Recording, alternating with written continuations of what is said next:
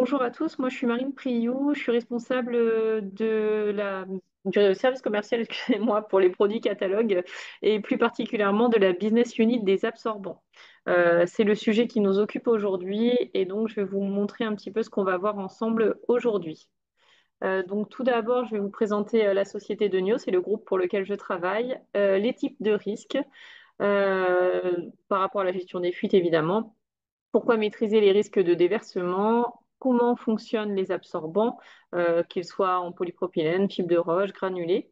On va également pouvoir comparer les différentes performances des différents types d'absorbants. On fera une petite revue produit et à la fin, je vous indiquerai les méthodes pour définir sa bonne solution. J'en profite pour vous dire que j'ai deux collègues commerciales sédentaires qui répondent au chat et aux questions-réponses.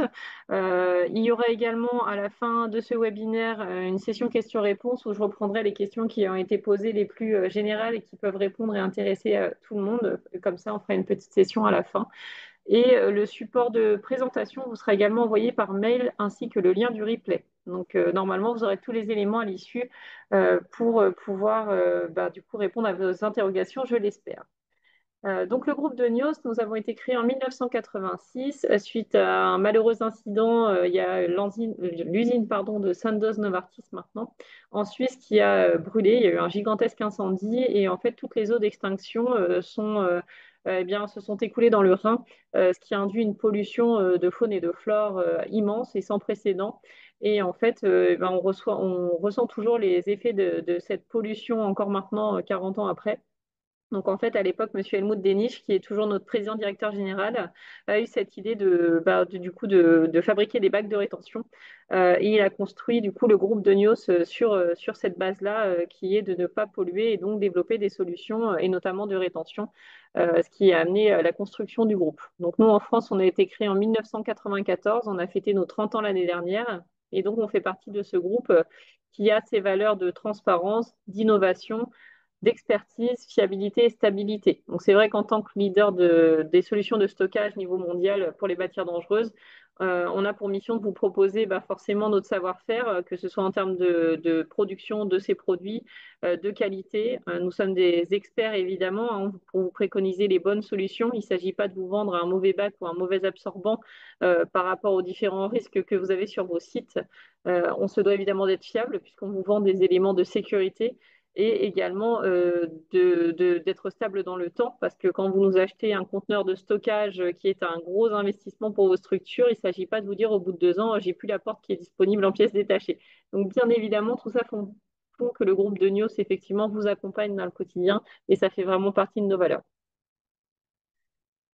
En termes de compétences, eh bien, nous avons toutes les compétences réunies, donc que ce soit de l'innovation, hein, on a tout un étage à notre maison mère qui travaille à proposer de nouveaux produits, puisque la législation évolue. Hein. On a malheureusement connu notre incendie à l'usine Lubrizol à Rouen il y a quelques années, qui a amené du coup à revoir l'arrêté du 4 octobre 2010 pour du coup rendre un petit peu plus encore exigeant le stockage des produits inflammables. Donc forcément, quand la législation change, eh bien l'innovation de chez nous travaille pour vous proposer les produits adaptés, et notamment le Spielgard, par exemple, qui répond à cette législation. Nous sommes constructeurs par des usines groupes, hein, donc il y en a une en Allemagne, mais en France aussi. Nous, on construit nos propres conteneurs de stockage, nous sommes fabricants. Nous avons une production qui évidemment applique toutes les méthodes telles que les 5 S hein, pour être efficace et faire des produits de qualité.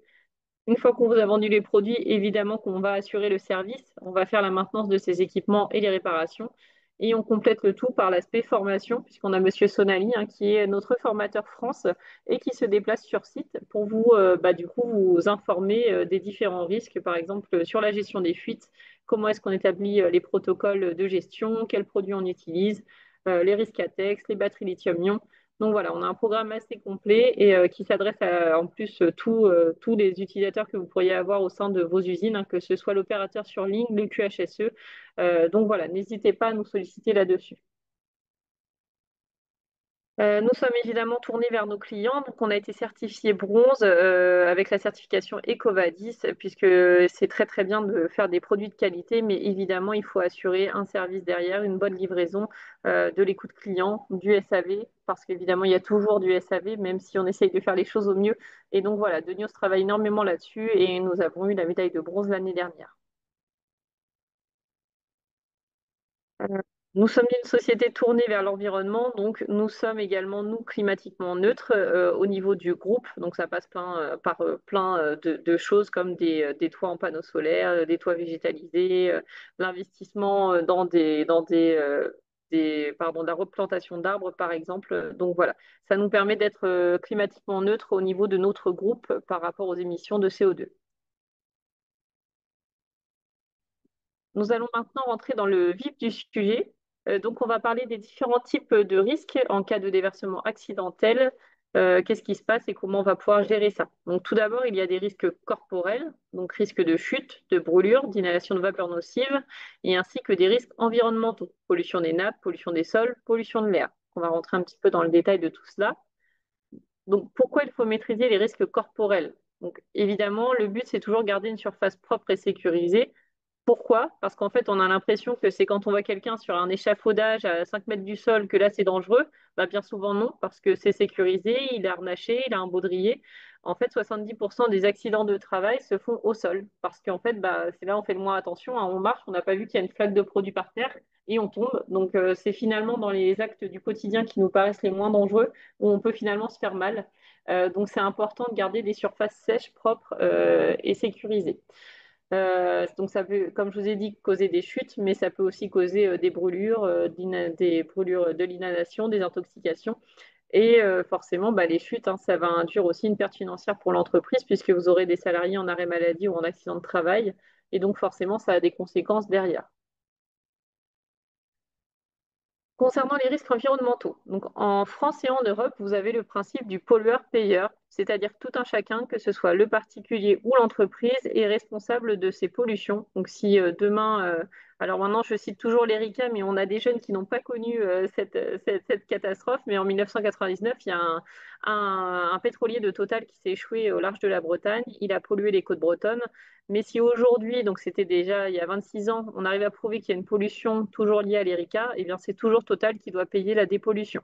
L'ISO 14001 également peut demander de réduire toute forme de pollution. Donc le fait d'avoir des absorbants sur site vous aide dans cette démarche de certification dans le cadre de votre ISO 14001. Et enfin, dans certains départements, hein, comme le 72, moi j'ai visité un client qui avait cette exigence de l'Adréal, qui lui a imposé un nombre d'absorbants en fait par rapport aux produits stockés, en fait son volume de produits stockés.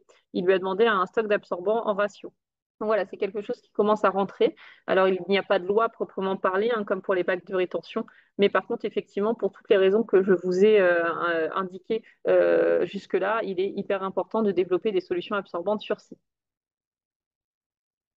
Donc, on va commencer par les différents types d'absorbants. Donc, les absorbants en polypropylène. Donc, c'est tout ce que sont les feuilles, les rouleaux, les boudins. Donc, comment est-ce qu'ils sont faits? Donc, en fait, vous avez 100% de polypropylène, le polypropylène étant un plastique, hein. On va, avec ces petites billes de polypropylène, pouvoir fabriquer trois types d'absorbants. Alors, vous verrez que sur le marché, il y a différents coloris pour ça. N'empêche qu'il y aura toujours quand même que trois familles d'absorbants. La coloration vient ensuite. Donc, vous avez les absorbants universels, donc qui sont ces petites billes de polypropylène avec lesquelles on ajoute de l'eau et un surfactant, puisque le polypropylène, naturellement, c'est un plastique. Vous mettez un saladier en plastique sous le robinet, l'eau ne rentre pas à l'intérieur. Donc, en fait, le polypropylène va repousser l'eau. Il est hydrophobe. Donc, si on veut faire un absorbant universel, on vient mettre un surfactant avec, et en fait, le surfactant va briser les molécules de polypropylène pour permettre en fait à l'absorbant universel d'absorber tout ce qui est à base d'eau et tout ce qui est à base d'huile. Donc il devient universel. Le polypropylène, eh bien, c'est exactement la même chose, simplement il est coloré différemment et vous verrez qu'on lui donne une application différente, mais par nature, en termes de fabrication tout du moins, l'universel et le spécial sont fabriqués exactement de la même façon. Polypropylène, eau et surfactant. Il vient ensuite l'hydrocarbure qui lui donc est chauffé, les billes de polypropylène sont chauffées avec de l'eau pour faire fameuses feuilles de polypropylène. Et donc, les absorbants spécifiques hydrocarbures, eux, vont être hydrophobes. Donc, vous pouvez mettre une feuille d'absorbant spécifique hydrocarbures sous un filet d'eau, l'eau glisse complètement dessus. Donc l'hydrocarbure va flotter car il est moins dense que l'eau, donc ça va vous permettre de faire de la dépollution maritime, on le verra un petit peu plus loin. Et donc les différentes couleurs, hein, comme je vous le disais, c'est simplement de l'ajout de colorants en fait en granulé au moment de la fabrication. Donc, comment est-ce que ça fonctionne concrètement? Donc, en fait, on devrait dire que nous ne vendons pas des absorbants, mais des adsorbants. Je ne suis pas dyslexique. En fait, c'est deux procédés chimiques bien différents. L'absorption avec un B, vous allez en fait prendre le liquide à l'intérieur des fibres de polypropylène. Et l'absorption avec un D, vous allez en fait capter le liquide, mais dans les espaces entre les fibres. Et le fait de faire cette adsorption, forcément, il y a beaucoup plus d'espace entre les fibres que dans les fibres, et donc le procédé va être plus performant. Donc les absorbants, finalement, adsorbent, et ils absorbent 12 à 25 fois leur masse en fonction du liquide.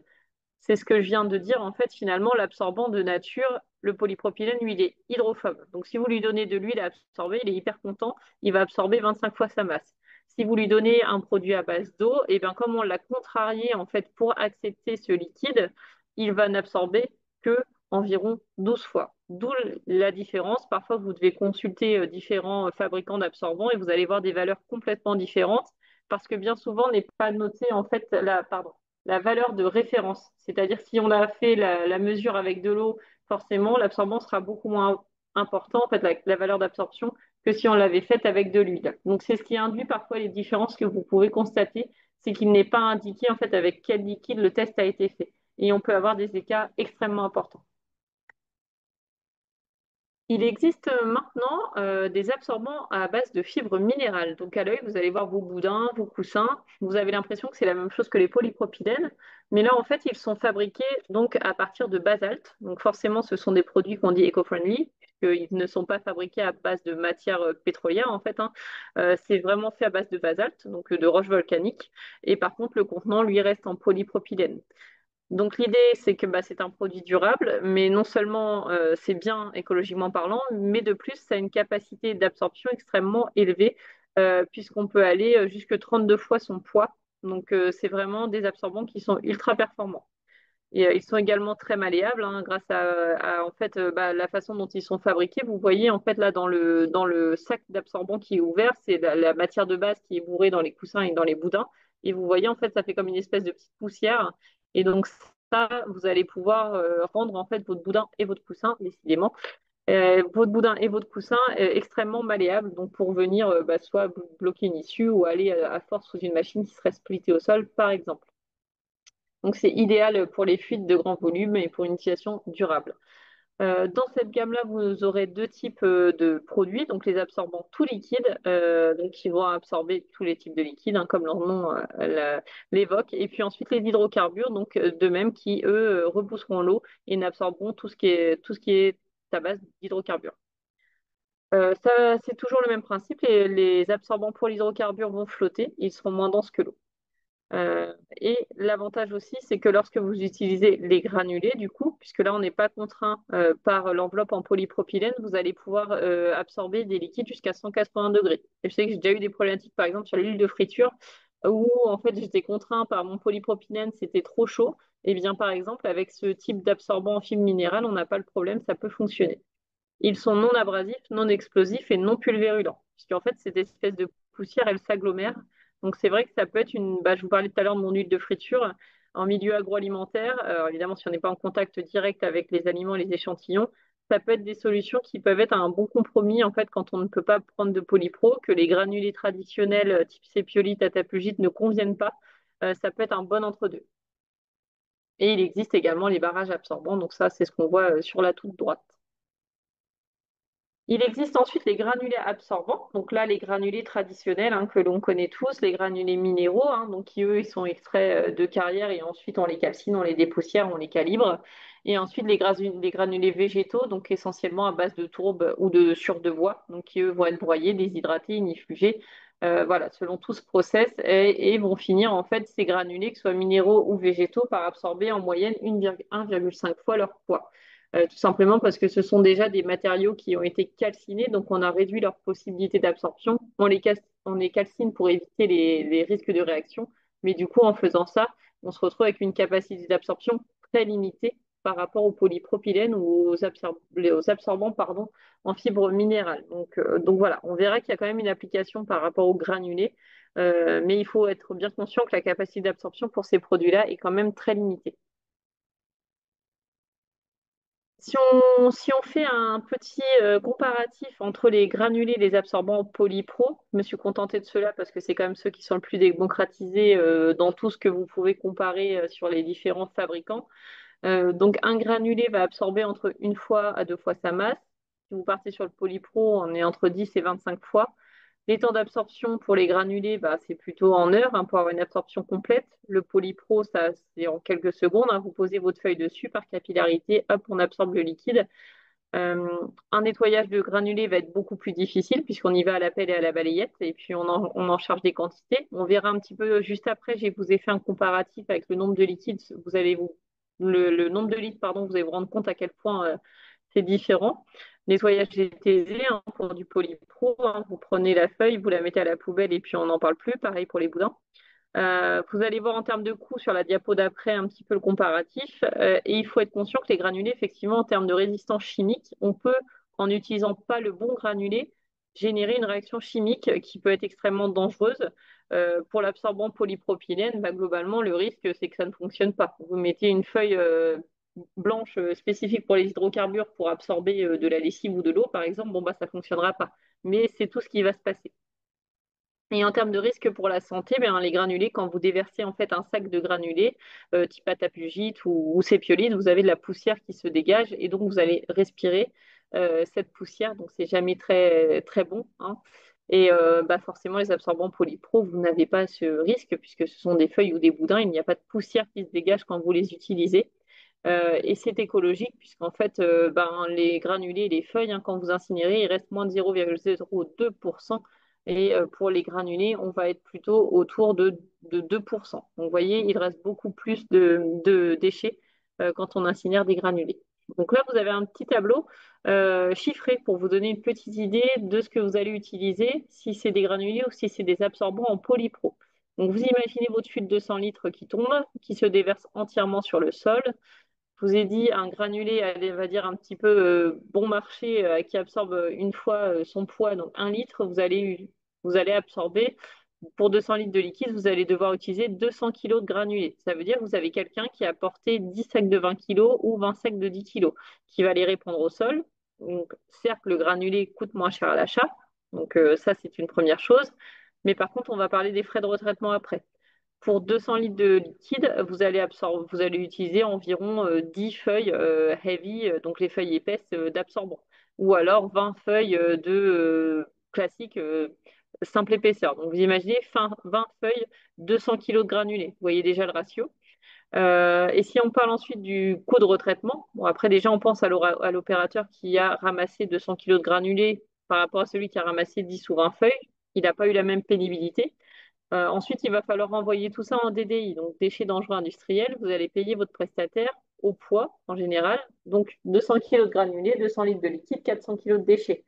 Les absorbants polypro, 200 litres de produits, 10 kg d'absorbants gorgés, 210 kg. Vous voyez, vous avez le petit calcul ensuite hein, en dessous.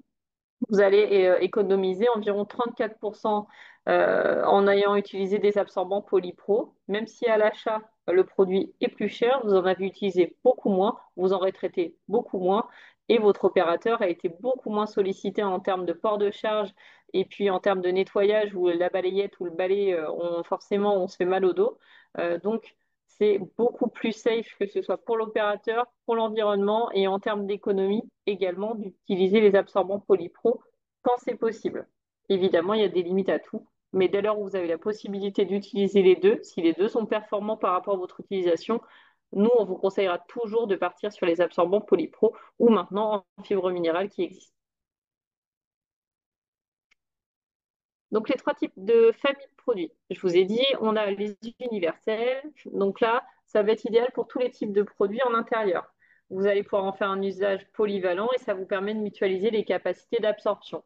Je m'explique, vous avez un petit atelier de maintenance avec quelques bidons d'huile, par exemple, un petit peu d'essence, et puis à côté, dans votre prod, vous avez plutôt des produits hydrophiles pour faire, je ne sais pas, du nettoyage de surface, ce genre de choses. Le jour où vous avez un gros pépin, ben, si vous avez un petit peu d'absorbant blanc, par exemple, pour votre maintenance, un petit peu d'absorbant gris pour votre production, et bien là, le jour où c'est un produit qui soit hydrophobe ou hydrophile, vous ne pourrez jamais utiliser tous vos absorbants. Dans l'un des deux cas, ça ne fonctionnera pas. Si vous avez que de l'absorbant universel, peu importe si c'est votre huile qui a fui ou peu importe si c'est votre produit de prod qui est plutôt hydrophile, ça fonctionnera.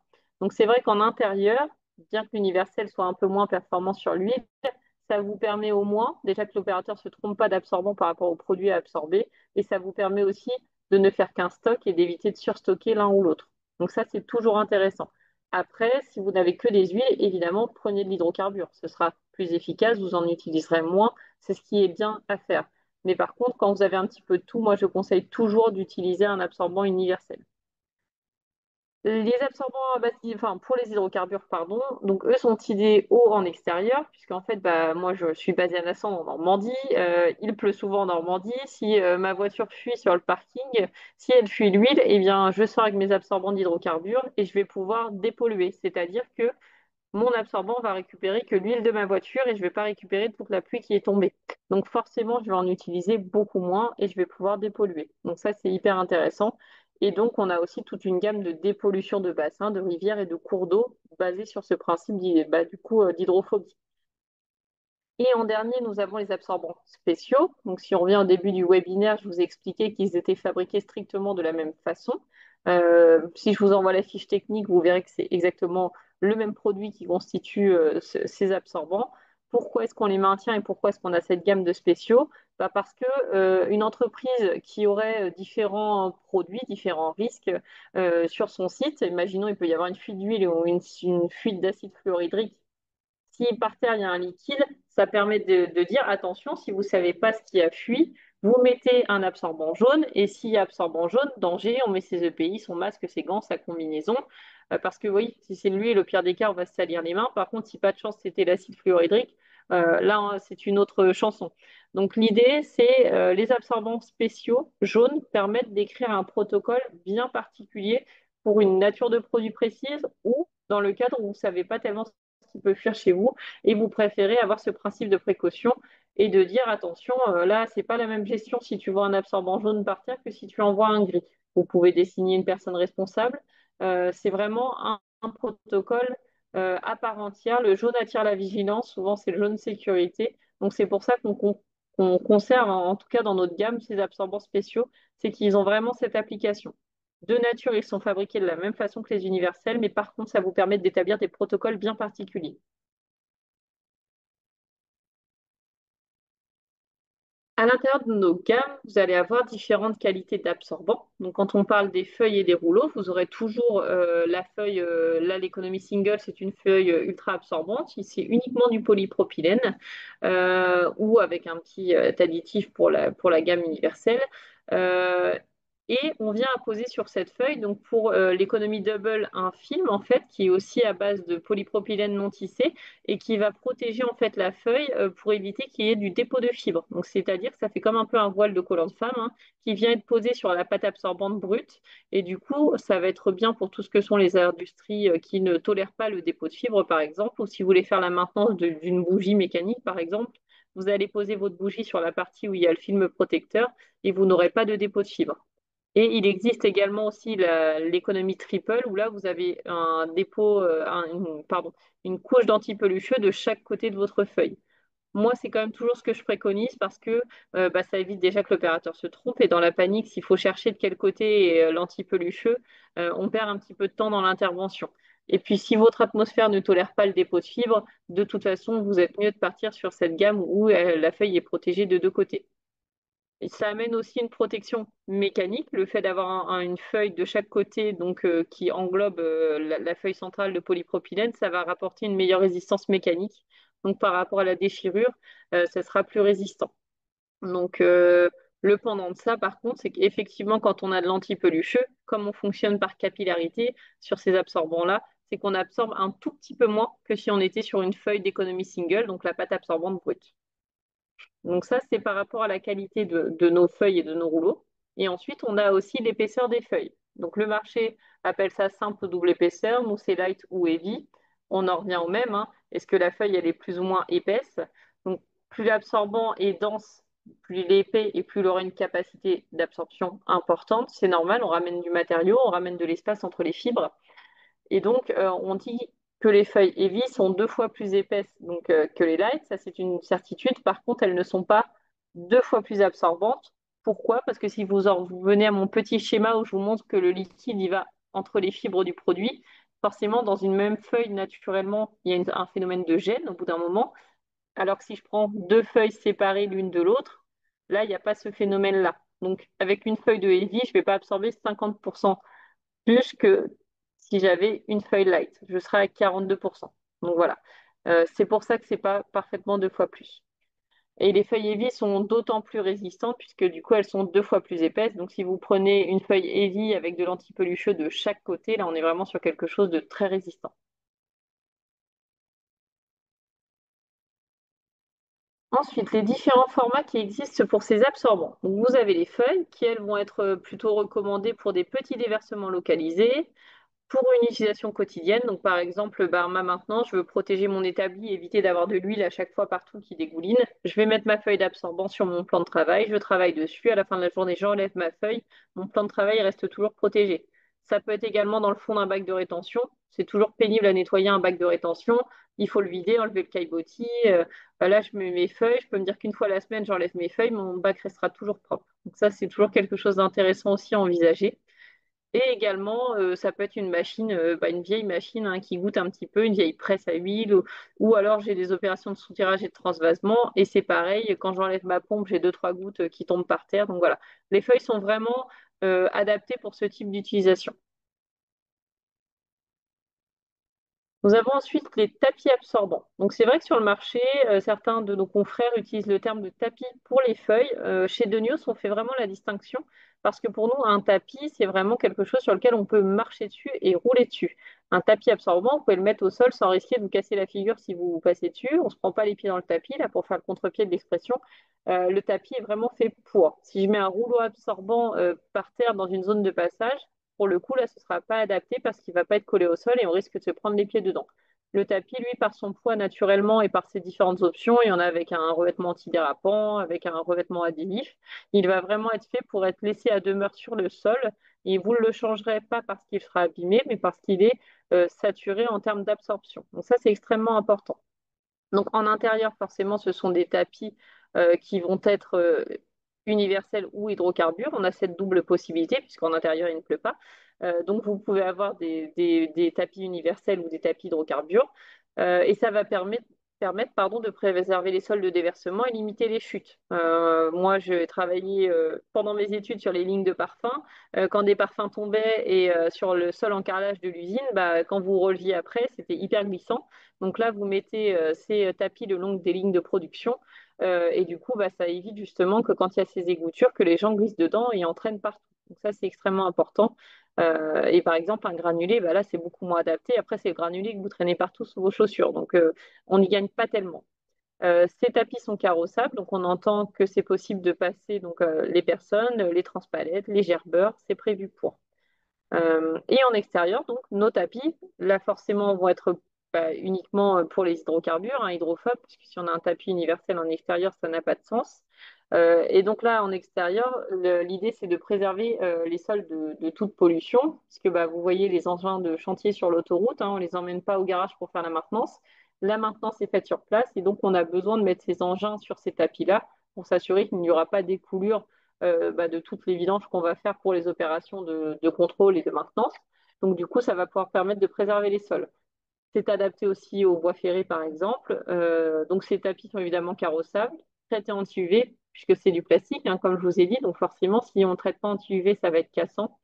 Et donc c'est prévu, voilà, quand je vous dis carrossable, là, pour le coup, même pour le passage d'engins type engin de chantier, pas juste la voiture ou le transport. Il existe également des boudins. Donc les boudins, en fait, ça va être vos premiers réflexes si vous avez une fuite. Ça va permettre de définir un périmètre de circonscription de cette fuite. Donc du coup, une fois que vous avez mis après vos EPI quand même, parce que si je vous induis en erreur, c'est d'abord les EPI, on protège la personne, ensuite les boudins. Les boudins vont permettre de circonscrire votre fuite, et ensuite on intervient à l'intérieur pour absorber tout ce qu'il y a. Ça vous permet également de mettre ça, par exemple, le long d'une machine. Vous pouvez avoir une vieille machine sur site qui est splittée au sol que vous ne pouvez pas déplacer. Et du coup, vous avez toujours des résidus au pied de la machine qui stagnent ici. Ça fait des dégagements de vapeur ou d'odeur nauséabonde. C'est jamais agréable. Donc là, à ce moment-là, vous pouvez laisser un boudin ici. Dès que votre boudin est saturé, vous le changez et on se passe de ce problème. Nos boudins chez Donio sont donc entièrement tous cousus, donc vous n'avez aucune pièce métallique. Donc comme le polypropylène est conducteur, vous pouvez l'amener en zone ATEX, il n'y a pas de pièce métallique, donc il n'y a pas de souci. Et aussi également pour les boudins universels et spéciaux, si vous voulez absorber des acides, eh bien, il n'y aura pas de corrosion au niveau de la partie métallique. Donc ça, c'est extrêmement important. Donc, je la mets toujours, ça fait rire, on se dit que c'est pas possible, mais je l'ai vu. Je l'ai vu dans des fonderies en Alsace et c'était pas il y a 25 ans, hein, c'était il y a quoi, il y a 1 ou 2 ans. Voyez les bénéfices de passer de la sciure de bois au boudin, bah forcément pour l'opérateur, c'est quand même beaucoup plus sympa de travailler sur un sol propre et la machine apprécie d'autant plus de ne pas être saturée de copeaux de bois. Vous imaginez bien que la maintenance de la machine se fait de façon plus espacée maintenant. On parlait des barrages, donc les barrages absorbants, donc c'est évidemment de la gamme des absorbants hydrophobes blancs. Donc ça va vous permettre d'être déployé sur des cours d'eau et de faire des barrages en fait en cas de marée noire, hein, de pollution évidemment, de pollution qui sont des produits hydrophobes, hein. Si c'est une pollution miscible à l'eau, malheureusement on ne pourra rien faire avec ces produits-là. Mais si ce sont des hydrocarbures, des huiles, on pourra capter cette pollution grâce aux barrages notamment. Donc après, évidemment, vous avez plein de modèles différents en fonction de si vous avez un petit ruisseau ou un fleuve comme la Seine, où on adaptera la taille des barrages, évidemment. Les coussins absorbants, donc là, en fait, vous allez les utiliser dans des endroits exigus, pas faciles d'accès, ou alors quand vous avez besoin d'absorber une quantité assez importante sur une petite surface. Vous avez votre IBC, vous passez devant, vous voyez que la vanne commence à couler et c'est pas bon signe pour la suite. Vous allez chercher un coussin, pardon. Ces coussins-là, hein, donc formaté d'oreiller, ça parle à tout le monde. Vous absorbez à peu près déjà 7 litres de liquide. Donc ça laisse le temps de prendre son téléphone, de dire oh là il y a un problème avec la vanne, il faut que quelqu'un vienne l'incliner ou amenez-moi du mastic. Ou mais en tout cas entre deux, on a mis son coussin et on a gagné un petit peu de temps. Donc ça c'est vraiment intéressant d'avoir ce genre de coussin ou je reprends ma machine tout à l'heure splittée au sol, il y a le boudin, mais s'il y a vraiment du produit qui a déjà coulé dessous, vous mettez le coussin. Le coussin par capillarité, il absorbe, vous le récupérez, vous en remettez un autre. C'est très facile à utiliser. Et les kits, ben en fait, c'est une combinaison de tout ce que je viens de vous présenter jusque-là. Donc, vous avez des kits avec des feuilles, avec des boudins, avec des rouleaux, avec des coussins. On a même des kits avec des barrages hein, pour la dépollution maritime. Et nos kits, systématiquement chez Donios en tout cas, nous, on a pris le parti de mettre des EPI parce qu'on sait que c'est toujours la panique quand il y a une fuite. L'opérateur veut bien faire, il se jette sur la pollution. Et bien souvent, il oublie les EPI. Donc, dans tous nos kits, vous avez minimum gants et lunettes pour pouvoir au moins que l'opérateur se protège. Et voyez que dans tous nos kits, ils sont bien rangés, donc soit dans la porte visible dès qu'on ouvre les portes, soit sur le dessus dans les coffres, pour essayer au maximum de réduire le risque d'accident quand il y a des versements. Donc ça, c'est extrêmement important pour nous de mettre vraiment à disposition tout ce qu'il faut pour sécuriser la personne et sécuriser l'environnement. Donc on sait gérer à peu près avec nos kits des fuites de 10 litres à 700 litres. Donc, vous avez déjà une gamme qui est assez large. Donc les granulés absorbants, quand est-ce qu'on va les préconiser? En tout cas, de mon point de vue, donc plutôt en extérieur, parce que c'est vrai qu'en extérieur, les kits, c'est très bien, mais ça reste la feuille d'absorbante avant d'être gorgée, elle est quand même assez légère. Donc si c'est grand vent, que vous êtes au milieu d'un parking et que l'opérateur est tout seul, ça peut être compliqué de déployer dans un premier temps ces kits-là. Donc le fait d'avoir du granulé, le granulé, même s'il va être lent, qu'il ne va pas absorber tout, il va permettre au moins de faire une chape, pouf, on fixe au sol. C'est ce que font les pompiers hein, quand vraiment vous n'avez pas ce qu'il faut. Ils arrivent, ils mettent de la terre diatomée, c'est ce qu'on voit sur les bords des routes quand il y a des accidents. Ils mettent de la terre diatomée et hop, au moins ils fixent. Ou même il faut une barrière en fait tout autour, comme une barrière de sable ou de terre en cas d'incendie. Ils délimitent un périmètre et ensuite on a le temps d'agir. Donc les granulés, ça peut être utilisé pour ça. Sur le réseau routier français également, on va demander une norme pour les absorbants qui est NFP 88-190, qui est une norme de granulométrie. Donc, c'est pareil avec mes feuilles, moi je ne vais pas pouvoir y répondre, par exemple. Et aussi sur certains produits qui vont être trop visqueux, vous n'absorberez jamais de la vaseline ou autre type de graisse, la paraffine, avec un absorbant en feuille. C'est pas possible.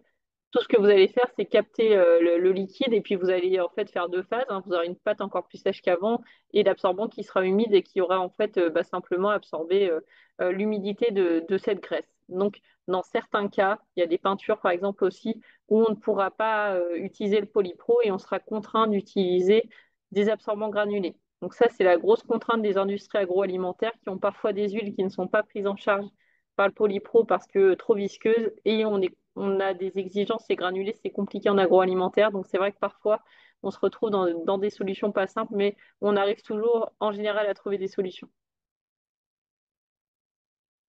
Le contrôle qualité. Je vous disais que chez nous, c'est extrêmement important, évidemment. On est une société allemande en plus, on rigole avec ça, mais c'est vrai, la qualité, on rigole pas avec ça. Il faut savoir qu'il n'y a pas en fait de loi, ou en tout cas d'harmonisation de loi par rapport au test des absorbants en termes de capacité. Donc nous, on se réfère à une norme anglaise pour faire nos tests, en tout cas en termes de volume d'absorption. Donc chacun est un petit peu responsable de faire ces tests qualité. Donc chez nous, en fait, pour le volume, on se réfère à une norme anglaise. Et pour la qualité, en fait, on a une contrôle qualité au niveau déjà de la qualité des granulés de polypropylène. Et après la production, on va mesurer l'épaisseur de l'absorbant, sa masse avant utilisation, sa masse après. Et on va également faire des tests de résistance mécanique en étirant les matériaux pour voir jusqu'à quand ils vont résister selon une force en newton à la déchirure. Donc voilà. Donc ça, c'est un petit peu chacun fait comme il veut.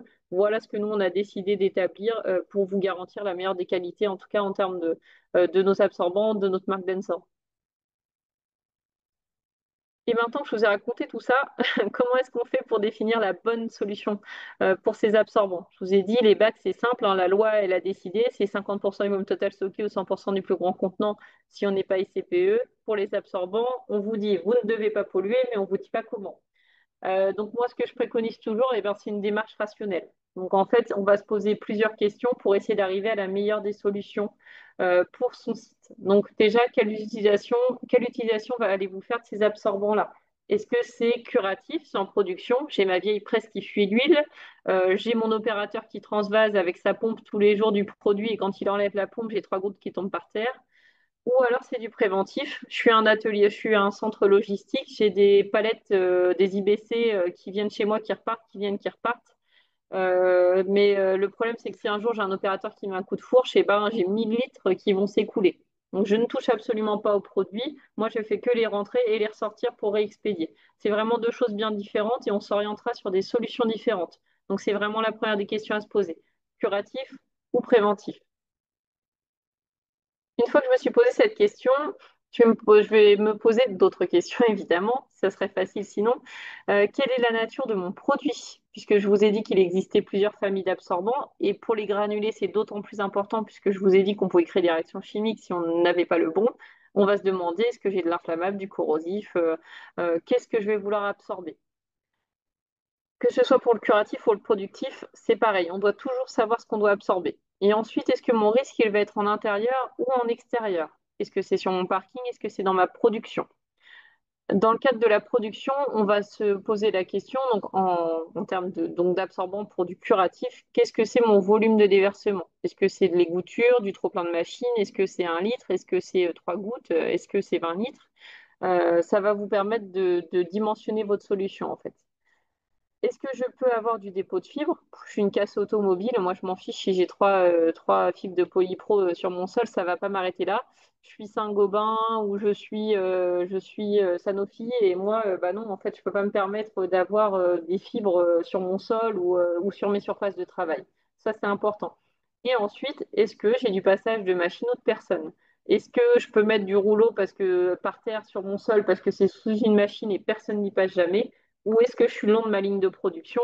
Et là, bah, si je mets un rouleau, les gens vont tomber, donc il me faut un tapis. Donc ça, c'est extrêmement important.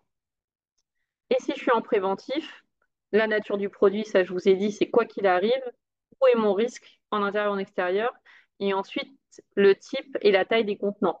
Est-ce que j'ai des fûts de 100 litres? Est-ce que j'ai des IBC de 1000 litres? Est-ce que j'ai des bidons de 5 litres? Ça va pas forcément vous donner le même kit à mettre en face. Et le nombre. Parce que bon, si j'ai que un fût de 100 litres, si il a fui le matin, il va pas refuir l'après-midi. Si je l'ai mis par terre, de toute façon, c'est fini, j'en ai plus d'autres. Par contre, si vous avez un entrepôt complet de fûts de 200 litres, et ben peut-être que si vous avez qu'un seul kit pour faire les 200 litres de produits, souvent on appelle ça la loi de Murphy ou la faute à pas de chance, ou la loi des séries, vous allez péter un le matin et l'après-midi rebelote. Donc là, le temps de recevoir des absorbants, eh bien, vous pouvez vous retrouver bien embêté. Donc en fait, c'est extrêmement important de se rendre compte en fait de quelles pourraient être ces pollutions. Donc la première des choses à faire aussi, c'est quand on a des produits comme ça sur site, c'est de faire un registre des incidents. La plupart des sociétés le font. Souvent, vous en avez déjà un sur site, c'est d'aller voir les incidents passés. On apprend beaucoup de ces erreurs, comme on dit, hein. Si vous savez que la dernière fois, c'était un fût de 100 litres, il y a eu 30 litres d'écoulés, c'est arrivé une fois sur 10 ans. Bon, par contre, si vous savez que toutes les semaines, vous avez un IBC de 1000 litres qui fuit, on ne va pas dimensionner de la même façon. Donc ça, c'est important d'essayer de savoir ce qui s'est passé par le passé. Et si vous êtes dans une démarche nouvelle, que rien n'a jamais été consigné, et ben après, c'est du bon sens, entre guillemets. Quels sont réellement les risques que vous ayez des produits qui se déversent? À quelle fréquence ça peut arriver? Est-ce que votre produit il est utilisé tous les jours? Est-ce que c'est un fût qu'on sort une fois tous les 15 ans? Voilà. C'est la seule démarche rationnelle en fait qu'on peut vous conseiller pour les absorbants dans la mesure où on n'a pas de cadre légal. Par contre, on n'a pas le droit de polluer et ça, c'est une certitude. Donc voilà, essayez d'être dans une démarche du coup de rationalisation du risque pour pouvoir mettre des produits cohérents en face. Donc voilà le type de produit que vous allez pouvoir avoir en utilisation curative, donc en production, des feuilles, des rouleaux. Le petit carton distributeur, c'est ce qu'on appelle le varioforme. Donc ça, c'est un produit que nous avons chez Denios. C'est en fait un hybride entre les feuilles et les rouleaux. C'est un carton distributeur. Et en fait, au lieu d'être simplement divisable en deux, comme nos rouleaux, c'est divisable en quatre parties. Donc en fait, vous pouvez globalement faire des lingettes de 12 cm par 48, des petites bandelettes pour faire un petit peu d'essuyage et éviter le gaspillage. Et en préventif, eh bien, vous aurez plutôt des kits absorbants qui vont vous permettre eh bien, du coup, de faire face à votre pollution. Tout à l'heure, je vous disais, vous êtes un centre logistique, vous n'avez pas forcément de lunettes de sécurité et de gants à disposition de tous vos salariés parce qu'en fait, eux, c'est naturellement pas ce qu'ils transportent d'habitude. Vous avez quelques IBC, le jour où ça tombe, bah, au moins, vous êtes sûr d'avoir les EPI spécifiques aux produits chimiques, les gants qui sont normés comme il faut, les sacs poubelles qui vont résister et les lunettes qui vont bien. Donc, le fait d'avoir des kits, quand c'est pas vraiment ce qu'on est censé faire, ça permet d'être sûr d'avoir tout ce qu'il faut pour faire face et en toute sécurité. Et tout à l'heure, je vous disais la démarche rationnelle. Si vous êtes inspecté par l'Adréal, que vous avez des milliers de litres de produits et que vous avez 3 kits 10 litres posés par terre dans des coins de l'entrepôt, ça ne donne pas l'image à l'auditeur que vous êtes concerné par cette démarche et que vous êtes vraiment dans un système de prévention. Donc le fait d'avoir des absorbants, on va dire, de façon raisonnée par rapport à votre stockage, ça montre aussi un petit peu patte blanche à votre auditeur quand il va venir chez vous. Les absorbants n'étant pas obligatoires, s'ils voient que même dans cette démarche-là, vous êtes des gens cohérents avec des produits qui sont en cohérence avec votre stockage, ça montre un petit peu le bien fondé de votre démarche en termes de stockage de vos produits dangereux sur site. Une fois qu'on a fait face à notre pollution, la question c'est toujours la même, qu'est-ce que je fais de mes absorbants? Alors, il y a eu parfois, on a tendance à se dire, mon produit, il est capté dans ma feuille, il n'y a plus de danger. Et non, malheureusement, c'est pas le cas. Vous avez transféré en fait le risque dans la feuille. Vous avez absorbé de l'acide chlorhydrique. La feuille avant, vous la touchiez à la main, il n'y avait aucun problème. Une fois qu'elle est gorgée d'acide chlorhydrique, eh bien, elle a pris le risque. Elle est pleine d'acide chlorhydrique. Donc là, il n'est plus question d'attraper avec les mains, d'où les EPI. Eh bien, dans ce système d'élimination des déchets, c'est pareil en fait. Vos feuilles absorbantes, elles doivent suivre, enfin vos absorbants en général, hein, doivent suivre en fait la même filière de retraitement que le produit original. C'est-à-dire que si j'ai une feuille qui est remplie d'acide chlorhydrique, je vais la mettre dans mon même bac à déchets que mon acide chlorhydrique, mon bidon d'acide chlorhydrique de base. Et donc, ça induit qu'il faut également séparer les déchets. Si j'ai une feuille avec de l'acide et une autre avec une base dedans, il faut certainement pas les mettre dans le même sac poubelle. On a déjà des clients qui ont eu des incendies de bennes à déchets en extérieur parce qu'en fait, les absorbants ont été mélangés. Il faisait 40 degrés, c'était canicule, il y a eu une réaction exothermique et ça a brûlé. Donc, il faut impérativement isoler ces absorbants, s'isoler les uns des autres en fonction du caractère de risque et les traiter pardon, comme des déchets industriels dangereux. Donc, pour ça, vous avez les FDS des produits initiaux, hein. Vous avez les FDS, c'est une obligation légale des fabricants de produits chimiques de vous les fournir. Vous avez les étiquetages sur les bidons initiaux, pardon. Et donc, si jamais bah, c'est un produit inconnu, hein, je vous ai dit l'absorbant jaune, et bien lui, on le met tout seul et on le signale à son prestataire que c'est un produit chimique, mais que malheureusement, on n'a pas l'indication pour que lui soit vraiment traité bah, en tant que tel, en tant que produit inconnu, entre guillemets, mais déchets dangereux industriels. Donc ça, c'est hyper important parce que c'est quand même dommage d'avoir évité le pire en ayant évité la pollution et de générer un incendie derrière parce qu'on n'a pas bien séparé ces absorbants. Donc, en fait, il y a vraiment une vigilance du début du process jusqu'à la fin. Ça commence par je m'équipe par mes EPI et ensuite je fais attention à mes déchets et comment je vais les éliminer, c'est extrêmement important. Donc, autour de tout ça, chez Denios, bah, on vous accompagne évidemment. Donc, moi, je suis Marine Priou, je me suis présentée tout à l'heure. Je suis la référente nationale au niveau des absorbants. J'ai un support évidemment commercial sédentaire, puisque vous avez 8 technico-commerciaux sédentaires derrière le téléphone pour vous répondre, qu'ils soient grands comptes ou pour nos clients finaux et nos revendeurs. Nous, on a une force terrain également hein, qui peut être amenée à venir sur site pour vous aider dans vos définitions de besoins. Sur le site, vous pouvez trouver également tout ce que sont des guides de choix, des foires aux questions sur les absorbants également. Et en stock, ici à Nassandre, eh bien, on a plus de 300 références de produits absorbants, si bien que si le matin vous avez une pollution, vous pouvez nous appeler et on peut s'arranger pour faire des envois dans la journée pour que vous puissiez faire face à votre pollution le plus rapidement possible. Donc ça, il ne faut pas hésiter à nous contacter là-dessus. Et en complément, donc je vous parlais des Denios Academy. Donc les Denios Academy sont animés par mon collègue Monsieur Sonali, hein, qui est responsable des formations basées à Villefranche-sur-Saône. Donc lui, il rayonne sur toute la France. Et vous voyez, vous avez les thèmes qui s'affichent à l'écran. Donc l'idée, c'est qu'il vient sur site, il prend des groupes de, allez, environ 20 personnes, parce que comme il fait des expériences, vous l'avez peut-être déjà vu sur des salons comme Préventica, il fait des petites flammes avec bah, une explosion de poussière. Il fait casser un bidon avec de l'hélium, faire des souffles d'explosion, enfin ce genre de choses. Donc forcément, si vous êtes 100 dans un gymnase, on perd un petit peu de la pertinence.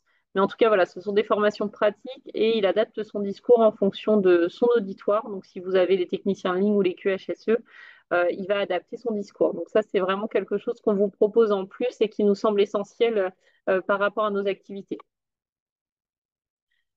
Donc là, voilà, vous avez ces coordonnées qui s'affichent également. On va passer à la question, à la session de questions-réponses, pardon. Donc, je pense que mes collègues ont dû répondre un petit peu. Il y avait des questions par rapport au comparatif. Effectivement, non, sur les absorbants minéraux, je n'ai pas encore fait ce comparatif, mais sachant qu'on absorbe encore à peu près 2 fois plus que le polypro, donc par rapport aux absorbants, il faut faire encore un facteur 2 et on aura un petit peu le comparatif. Les fibres minéraux, les absorbants fibres minéraux coûtent encore un tout petit peu plus cher à l'achat, mais c'est vraiment très discret par rapport au polypropylène. Et quand on voit tout ce qu'on gagne en absorption, le gain est encore certain. Vous aurez encore une économie, ça c'est sûr. Euh, Alors, on me demande une précision sur la vitesse de courant que supportent les boudins flottants. Alors, je ne suis pas sûre qu'on ait réellement cette mesure. Après, on va dimensionner en fait sur le site où quand vous nous appelez, vous verrez, on a pour petits ruisseaux, donc on donne des hauteurs un petit peu de flottaison plutôt, petits ruisseaux, bras de rivière, fleuves. Et là, ceux que je vous ai montrés à l'écran, ce sont des boudins à base de polypropylène, donc c'est moins résistant. On a des solutions en dur en fait de boudin vraiment sous forme un petit peu de bâche en fait qui seront beaucoup plus résistants et qui vont permettre en fait de résister sur des plus grands cours d'eau, plus grands bras de rivière. Et oui, un IBC, effectivement, Madame Grémont vous a répondu. En fait, ce terme est utilisé différemment. Il y a des gens qui disent GRV, IBC, cuve. Donc voilà, on jongle un petit peu entre ces différents termes. Alors, il y a des problématiques par rapport aux chambres froides. Donc, c'est vrai que là, c'est quelque chose qui va être un petit peu plus spécifique. Sachant que du coup, il y a le problème de givre. Donc, n'hésitez pas à nous contacter. On peut faire l'association avec d'autres produits, type sel de déneigement, et qui peuvent nous permettre de d'abord dégivrer et ensuite absorber. Mais là, pour le coup, il faut qu'on se penche un peu plus sur votre problématique personnelle. Après, on me demande comment est-ce qu'on détecte les spécificités des gammes. En fait, simplement, les produits sont de couleurs différentes, donc universelles souvent grises, en tout cas chez nous, hydrocarbures blanches et spéciaux jaunes. Après, ça va dépendre des fabricants, certains des absorbants roses, bleus, verts. Mais c'est souvent par la couleur qu'on les distingue. Je pense qu'on a fait le tour des questions. En tout cas, moi, ce que je peux vous encourager de faire, c'est de contacter notre service commercial. Là, vous avez la boîte mail et le numéro de téléphone. On se fera un plaisir de répondre à votre problématique particulière.